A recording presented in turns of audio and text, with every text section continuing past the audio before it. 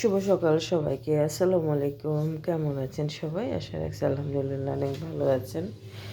এতটাই বেড়াইছি যে 2 মাস যাবৎ বাজার করে না। এত বেড়াইছি, বাইরে বাইরে খাইছি। তো ঘরে কোনো মাছ ছিল না, মাছ আনতে বললাম।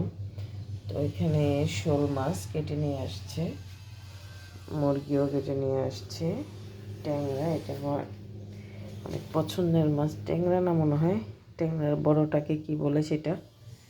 তারপরে এই যে ছোট বেলে মাছ, কাতল মাছ, এটা মনে হয় বাঘাইর মাছ সম্ভবত। যাই হোক, তো আজকে কী রান্না করি সেটাই শেয়ার করবো আপনাদের সঙ্গে। তো দেখতে থাকুন ভিডিও। আজকে অনেক কাজকর্ম আছে। মুরগির মাংসটা কষিয়ে নিচ্ছি, মশলাটা কষাবো এখন। পেঁয়াজটা হয়ে গেছে অনেকটা, এটা আমি মুরগি বোনা করবো। মশলা সব কিছু দিয়ে দিব। মুরগিটা বসায় দিলাম গ্যাসের চুলা, বিন্দু পরিমাণে গ্যাস নাই। তো আর কি করা, একটা একটা করে এটাই রান্না করতে হবে। ট্যাংরা মাছটা বোনা করতেছি। আসলে সব কিছু দেখানো সম্ভব হচ্ছে না, আমি একটু করে কী রান্না করলাম আজকে। রান্না করে তো থেকে একটু শেয়ার করতেছি আপনাদের সঙ্গে কী রান্না করলাম আমি। তার শর্টকাট খুব দ্রুত রান্না করতে গেলে আমি কীভাবে করি সেটা একটু শেয়ার করলাম। হোক, এটা রান্না শেষ, তো কমপ্লিট করে ফেললাম।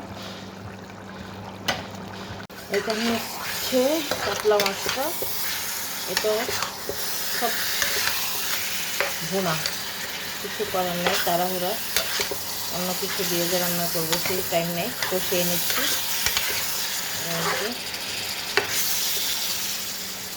করবো এই মাছটা।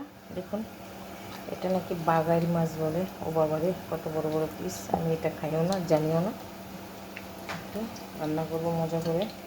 এটার অনেক স্বাদ নাকি একদম মাংসের মতন হয়। এটাকে খুব সেন্সিটিভভাবে, অনেক ভালোভাবে মশলা কষিয়ে তারপর রান্না করতে হয়। এটার জন্য আমি মশলা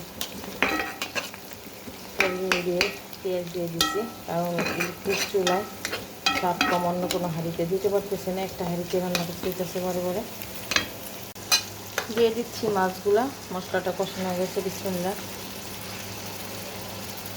এই লেজ নাকি খেতে অনেক মজা, জামাই বলে। আমি মাছ সম্বন্ধে আমার কোনো আইডিয়া নেই, এনে দেয়, রান্না করে দেই, উনি এগুলা ভালো বুঝে। এটা কষিয়ে নেব। তারপর এই মাছটাও হয়ে যাচ্ছে প্রায়। এটাকে একটু মাংসের জন্য মশলাটা আজকে একটু কষিয়ে নিয়েছি, কারণ এটা মাখাবো না। তারপর দিয়ে দিই একসাথে মাখানো মশলা কষানোর মধ্যে আমি একবারে এটাকে দিয়ে দিব, দিয়ে ঢেকে দিব। একটা রান্না শুটকি ভর্তা বানাচ্ছি, শীতল শুটকি। এটা পোড়া পোড়া হয়ে গেছে। এখন আমি একটু পেঁয়াজ দিয়ে অল্প একটু নেড়ে চেড়ে তারপর এটা বাটা দিব, এই আর কি। শোল মাছটাকে কষিয়ে নিচ্ছি একটু।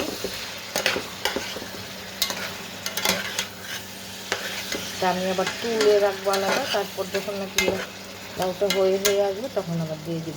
সময়ের স্বল্পতার কারণে বাটা দেখাইতে পারিনি, আবার কীভাবে করলাম সেটাও দেখাতে পারিনি। আরেকদিন দেখাবো। বাট আমার পেজে ফুল রেসিপিটা আছে লাল ভর্তার। এটা খুব মজার একটা ভর্তা।